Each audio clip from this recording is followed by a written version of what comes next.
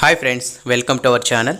So ఈరోజు topic ఏంటంటే test plan గురించి ఈరోజు చూద్దాము. సో టెస్ట్ ప్లాన్ అంటే ఏంటి, సో టెస్ట్ ప్లాన్ని ఏ విధంగా క్రియేట్ చేస్తారు అండ్ టెస్ట్ ప్లాన్ క్రియేట్ చేసుకోవడానికి ఎలాంటి ప్రిన్సిపల్స్ని ఫాలో అవుతారు, సో వీటికి సంబంధించిన ఇన్ఫర్మేషన్ని ఈ వీడియోలో చూద్దాము. అలాగే ఎవరైతే మన ఛానల్ని కొత్తగా చూస్తున్నారో సో తప్పకుండా సబ్స్క్రైబ్ చేసుకోండి, సో షేర్ చేయండి, సపోర్ట్ చేయండి. మీ సపోర్ట్ ఎప్పుడు ఉండాలని కోరుకుంటున్నాను. Let's start. ఫస్ట్ మనం టెస్ట్ ప్లాన్ అంటే ఏంటి, సో టెస్ట్ ప్లాన్ని ఏ విధంగా క్రియేట్ చేస్తారు, సో వీటి గురించి తెలుసుకుందాము. సో ఫస్ట్ మనం డెఫినేషన్ చూద్దాం. డెఫినేషన్ ఏ విధంగా ఉందో. Test plan is a detailed document which is describes software testing areas and activities. The test plan is a base of every software testing.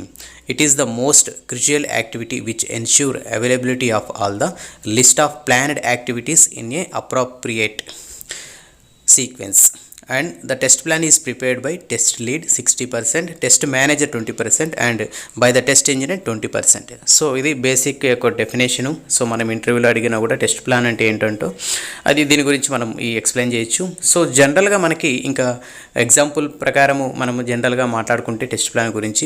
So test plan అంటే ఏం లేదండి, ఇప్పుడు ఒక ప్రాజెక్ట్ని కానీ లైక్ ఒక సాఫ్ట్వేర్ని కానీ ఒక ప్రొడక్ట్ కానీ ఒక అప్లికేషన్ కానీ టెస్ట్ చేసే ముందు ఒక ప్లాన్ని క్రియేట్ చేసుకుంటాం. సో ఈ ప్లాన్ మొత్తాన్ని కలిపి టెస్ట్ ప్లాన్ అంటారు. సో ఈ టెస్ట్ ప్లాన్లో ఏముంటాయి అనేది మనం డిస్కస్ చేద్దాం. సో బేసిక్గా టెస్ట్ ప్లాన్ అనేది ఒక డీటెయిల్డ్ డాక్యుమెంట్ అండి. సో ఏదైనా సాఫ్ట్వేర్ని కానీ లైక్ అప్లికేషన్ కానీ టెస్ట్ చేసే ముందు ఒక ప్లాన్ని ప్రిపేర్ చేసుకుంటాం, ఒక డాక్యుమెంట్ని ప్రిపేర్ చేసుకుంటాము. సో ఈ డాక్యుమెంట్ని మనం రెస్పెక్టివ్ లైక్ డెవలపర్స్ని కానీ మన టెస్ట్ మేనేజర్స్ని కానీ ప్రొడక్ట్ మేనేజర్స్ కానీ మనం సెండ్ చేయడం అయితే జరుగుతుంది. సో ఒక అప్లికేషన్ టెస్ట్ చేయడాన్ని అంటే లైక్ ఏదైనా సాఫ్ట్వేర్ టెస్ట్ చేసే ముందు సో ఈ డాక్యుమెంట్ ప్రిపేర్ చేసుకుని సో వాళ్ళకి సెండ్ చేస్తాము. సో సెండ్ చేసిన తర్వాత వాళ్ళ నుంచి మనకి ఏమైనా ఇన్పుట్స్ వస్తే అవి కూడా ఈ డాక్యుమెంట్లో యాడ్ చేయడము లేదా ఏమైనా డిలీట్ చేయడము, రిమూవ్ చేయడము, ఇలాంటి ప్రాసెస్ అయితే అనేది ఈ టెస్ట్ ప్లాన్లో జరుగుతుంది. సో ఎందుకంటే టెస్ట్ ప్లాన్ అనేది పర్ఫెక్ట్గా ఉంటే సో మన టెస్టింగ్ కూడా అలాగే స్మూత్గా వెళ్ళిపోతుంది. ఎందుకంటే ఒక టెస్ట్ ప్లాన్ ప్రిపేర్ చేస్తున్నామంటే లైక్ మీకు రిక్వైర్మెంట్ గురించి, ఆబ్జెక్ట్స్ గురించి, లైక్ యొక్క అప్లికేషన్ యొక్క స్ట్రక్చర్, బిహేవియర్ అనే గురించి సో ఓవరాల్ ఐడియా అనేది ఉంటుంది. సో ఈ ఐడియాని బేస్ చేసుకుని మనం టెస్ట్ ప్లాన్ని ప్రిపేర్ చేసుకుంటాము. సో టెస్ట్ ప్లాన్ అంటే ఏం లేదండి, సింపుల్గా చెప్పాలంటే టెస్ట్ సినారియోస్ కానీ టెస్ట్ కేసెస్ కానీ సో ఎలాంటి ఎన్విరాన్మెంట్స్ ప్రిపేర్ చేయాలి, ఎంతమంది లైక్ టెస్టర్స్ దీని లైక్ టీమ్ అనేది ఇన్వాల్వ్మెంట్ అవుతుంది, అలాగే దీని యొక్క కంపాటిబిలిటీ మ్యాట్రిక్స్ అంటే ఏంటి, బ్రౌజర్ స్పెసిఫిక్, ప్లాట్ఫామ్ స్పెసిఫిక్, అలాగే దీని యొక్క టైం ఎంత పడుతుంది, సో ఇలాంటి ఓవరాల్ ద బ్రీఫ్ ఎక్స్ప్లెనేషన్ అనేది ఈ టెస్ట్ ప్లాన్లో ఇవ్వడం అయితే జరుగుతుంది. సో ఈ టెస్ట్ ప్లాన్ వన్స్ రెడీ అయిన తర్వాత మన టెస్టింగ్ అనేది స్టార్ట్ చేస్తాము. So test level of test మనకు different types of testing types ఉన్నాయి కదా, సో ఆ టైప్స్ని మనం ఫాలో అవుతాము. సో ఈ విధంగా మనము so based on the requirement base చేసుకుని మనం టెస్ట్ ప్లాన్ని అర్థం చేసుకుని టెస్ట్ ప్లాన్ని లైక్ రిక్వైర్మెంట్ అర్థం చేసుకుని టెస్ట్ ప్లాన్ అనేది ప్రిపేర్ చేయడం అయితే జరుగుతుంది. సో ఈ విధంగా మన సాఫ్ట్వేర్ కంపెనీలో యాజ్ ఎ టెస్ట్ ఇంజనీర్ ఈ టెస్ట్ ప్లాన్ని ప్రిపేర్ చేయడం అయితే జరుగుతుంది. సో యాక్చువల్గా రూల్ ప్రకారం లైక్ మనకి పెద్ద ప్రాజెక్ట్స్ ఉన్నాయనుకోండి, సో ఈ టెస్ట్ ప్లాన్ ప్రిపరేషన్ మొత్తం టీమ్ లీడే చూసుకుంటారు.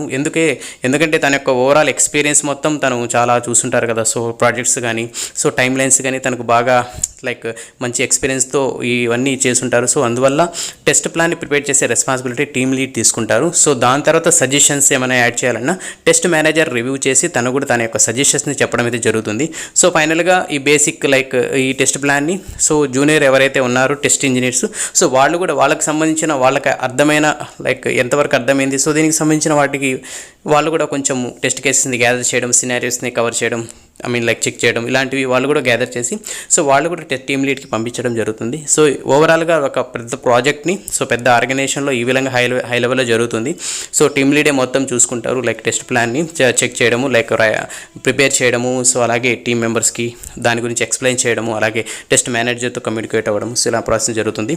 ఇంకా స్టార్టప్ చిన్న కంపెనీస్లో ఎవరైతే 4 years 3 years ఇలాంటి ఎక్స్పీరియన్స్ ఉన్న వాళ్ళు కూడా సో ఓన్గా వాళ్ళు కూడా టెస్ట్ ప్లాన్ని ప్రిపేర్ చేసుకుని సో వాళ్ళే టెస్టింగ్ కూడా చేసేటట్టు కూడా ఉన్నారు ప్రజెంట్.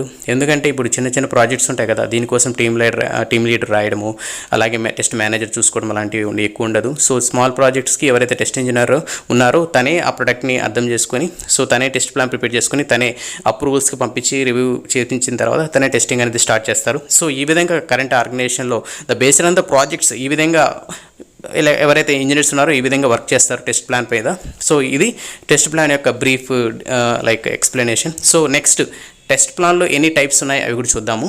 మనకి టెస్ట్ ప్లాన్లో 3 టైప్స్ ఉన్నాయి. సో మాస్టర్ టెస్ట్ ప్లాన్ ఒకటి, ఫేస్ టెస్ట్ ప్లాన్ ఒకటి, testing types of specific test plans. So ఈ విధంగా మనకి 3 టెస్ట్ ప్లాన్స్ ఉన్నాయి. సో వీటి గురించి కూడా మనం చూద్దాము.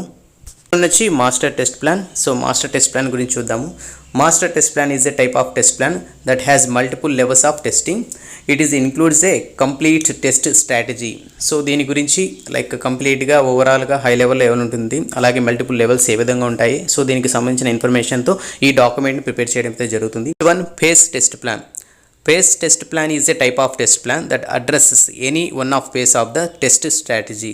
For example, list of tools, list of test cases. So జనరల్గా మనకి టెస్ట్ ప్లాన్లో మనం ఏవైతే టూల్స్ అయితే యూస్ చేస్తున్నామో దాని యొక్క ఇన్ఫర్మేషన్ అప్డేట్ చేస్తాము, అలాగే ఎన్ని టెస్ట్ కేసెస్ మనం రాస్తున్నాము, సో దానికి సంబంధించిన ఇన్ఫర్మేషన్ని కూడా ఈ డాక్యుమెంట్లో రాస్తాము. సో టెస్ట్ కేసెస్ ఏవైతే ఉన్నాయో అవి కూడా అప్డేట్ చేసి ఈ డాక్యుమెంట్ని ప్రిపేర్ చేయడం అయితే జరుగుతుంది. సో దీన్ని ఫేస్ ఆఫ్ టెస్ట్ ప్లాన్ అంటారు. So next specific test plans. The specific test plan design for major types of testing like security testing, load testing, performance testing etcetera. So జనరల్గా మనకి non functional testing అంటే ఇవన్నీ వస్తాయి, security, performance testing. So ఈ testing మొత్తం non functional testing వెళ్తుంది. So దీనికి సంబంధించిన డాక్యుమెంట్ని ఈ విధంగా ప్రిపేర్ చేసి దీనికి సపరేట్ టీం ఉంటుంది జనరల్గా మనకి. సో పర్ఫార్మెన్స్ టెస్టింగ్ చూసుకోవడానికి మనకి డిఫరెంట్ టూల్స్ కూడా ఉన్నాయి కదా. సో ఆ టూల్స్ మీద ఎవరైతే వర్క్ చేస్తున్నారో so based on the project వాళ్ళకి ఈ డాక్యుమెంట్ని వాళ్ళు చూసుకుంటారు, లైక్ ఎలా ప్రిపేర్ చేయాలి. సో దానికి సంబంధించిన ఇన్ఫర్మేషన్ని సో రెస్పెక్టివ్ డెవలపర్స్ నుంచి అలాగే క్యూఏ టీం నుంచి వాళ్ళు గ్యాదర్ చేసుకుని వాళ్ళు కూడా ఒక డాక్యుమెంట్ ప్రిపేర్ చేసుకుని సో వాళ్ళ టెస్టింగ్ అనేది స్టార్ట్ చేస్తారు. సో ఈ విధంగా స్పెసిఫిక్ టెస్ట్ ప్లాన్ని క్రియేట్ చేయడం అయితే జరుగుతుంది. వాళ్ళు కూడా క్రియేట్ చేసిన తర్వాత రెస్పెక్టివ్ టీమ్ లీడ్ కానీ టెస్ట్ మేనేజర్ కానీ సెండ్ చేస్తారు సో రివ్యూ కోసం. సో నెక్స్ట్ వన్ వచ్చేసి how to right test plan. So మనం టెస్ట్ ప్లాన్ గురించి తెలుసుకున్నాము, అలాగే టెస్ట్ ప్లాన్స్ గురించి తెలుసుకున్నాము. సో ఇప్పుడు ఏంటంటే టెస్ట్ ప్లాన్ని ఏ విధంగా క్రియేట్ చేస్తారు, అలాగే ఎలాంటి ప్రిన్సిపల్స్ని ఫాలో అవుతారు అనేది చూద్దాము. జనరల్గా డెఫినేషన్ ప్రకారం చూస్తే making a test plan is a most crucial task of the test management process. According to IEEE 829 follow the following 7 steps to prepare A test plan. So ఈ విధంగా మనకు IEEE స్టాండర్డ్స్ ప్రకారం మనం ఒక టెస్ట్ ప్లాన్ని prepare చేయడం అయితే జరుగుతుంది.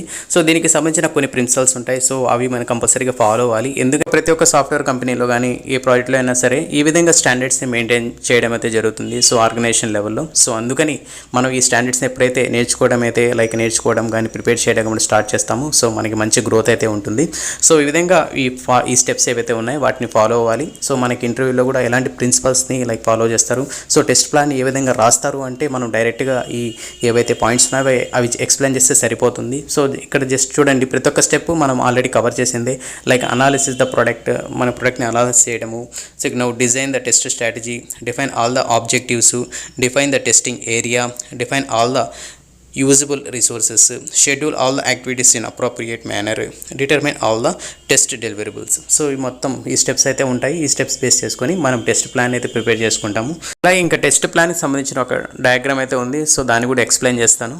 డయాగ్రామ్ చూసుకుంటే లైక్ మనకు టెస్ట్ ప్లాన్లో ఎలాంటి యాక్టివిటీస్ మనం పర్ఫామ్ చేస్తాము, ఏవైతే ఇంపార్టెంట్ థింగ్స్ ఉన్నాయో సో అవి కూడా మనం ఈ డయాగ్రమాటిక్లో ఆల్రెడీ అప్డేట్ చేస్తున్నారు. సో జనరల్గా ఈ టెస్ట్ ప్లాన్లో ఏవైతే ఉన్నాయో ఇవన్నీ ఉంటాయి. సో వీటి గురించి కూడా మనం క్లియర్గా అర్థం చేసుకోవాలి. ఎందుకంటే వీటి గురించి మనం అర్థం చేసుకుంటే ఒక మంచి క్వాలిటీ కలిగిన ఒక టెస్ట్ ప్లాన్ని మనం ప్రిపేర్ చేయడం అయితే జరుగుతుంది. సో ఈ విధంగా ఈ డయాగ్రామ్లో చూసుకుంటే మనకు టెస్ట్ ఆబ్జెక్టివ్ ఏంటి, risk analysis, test design, roles and responsibilities, tools, test environment, test scopes. So జనరల్గా మనకి ఒక ప్రాజెక్ట్లో ఓవరాల్గా ఎలాంటి టూల్స్ యూస్ చేస్తున్నాము, ఎలాంటి ఎన్విరాన్మెంట్ కావాలి, మనకు టెస్ట్ అనాలిసిస్, ప్రోడక్ట్ని అర్థం చేసుకోవడము, ఆబ్జెక్టివ్స్ని అర్థం చేసుకోవడము, రిక్వైర్మెంట్ని అర్థం చేసుకోవడం, లైక్ హై లెవెల్ స్ట్రక్చర్ లెవెల్లో అర్థం చేసుకోవడం. సో ఇలాంటి లైక్ థింగ్స్ మనం కంపల్సరీగా చేయాలి. సో అప్పుడు మాత్రమే మనకి ఒక క్వాలిటీ కలిగిన ఒక టెస్ట్ ప్లాన్ని ప్రిపేర్ చేయడం అయితే జరుగుతుంది. సో ఈ విధంగా మనకి స్టెప్ బై స్టెప్ ఇందులో ఏవైతే ఉన్నాయో టెస్ట్ ప్లాన్ డయాగ్రామ్లో సో అవి ఒకసారి బ్రీఫ్గా ఇండివిజువల్గా చూడండి. సో మీకు ఒక ఐడియా అయితే వస్తుంది. సో టెస్ట్ ప్లాన్లు ఇవన్నీ ఉన్నాయా, సో ఇంకేమైనా మనం నేర్చుకోవాల్సి వస్తుందా, సో ఇలాంటి క్వశ్చన్స్ అయితే మీకు రావడం జరుగుతుంది. సో అప్పుడు మనం ఎక్కువ నేర్చుకోవడం కూడా స్కోప్ ఉంటుంది. సో ఎప్పుడైతే మనం ఎక్కువ హార్డ్ వర్క్ చేస్తామో అప్పుడే మనం ఒక ప్యూర్ ఒక డాక్యుమెంటేషన్ ఏ విధంగా ప్రిపేర్ చేయాలి ఒక ప్రాజెక్ట్కి, లైక్ ఒక అప్లికేషన్కి, ఒక సాఫ్ట్వేర్కి, ఏదైనా సరే ఒక డాక్యుమెంటేషన్ అనేది కూడా ఒక పార్ట్ ఆఫ్ టెస్టింగ్.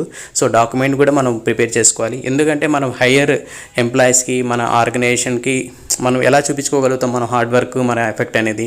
సో ఈ విధంగా డాక్యుమెంట్ రూపంలో మనం ఒక క్వాలిటీ కలిగిన ఒక డాక్యుమెంట్ ప్రిపేర్ చేసి సో టెస్ట్ ప్లాన్ ప్రిపేర్ చేయడం, so other documents as well.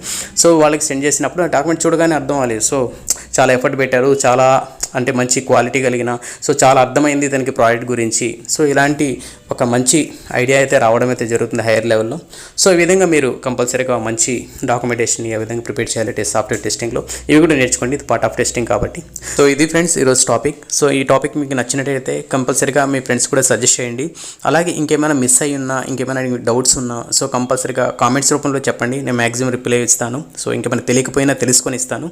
So ఇది ఫ్రెండ్స్ నా సైడ్ నుంచి. సో మీ సైడ్ నుంచి మీరు చేయాల్సింది మీరు చేయండి. లైక్ జస్ట్ సపోర్ట్ చేస్తే సరిపోద్ది, ఇంకేం అవసరం లేదు. So thank you friends, thank you so much, bye.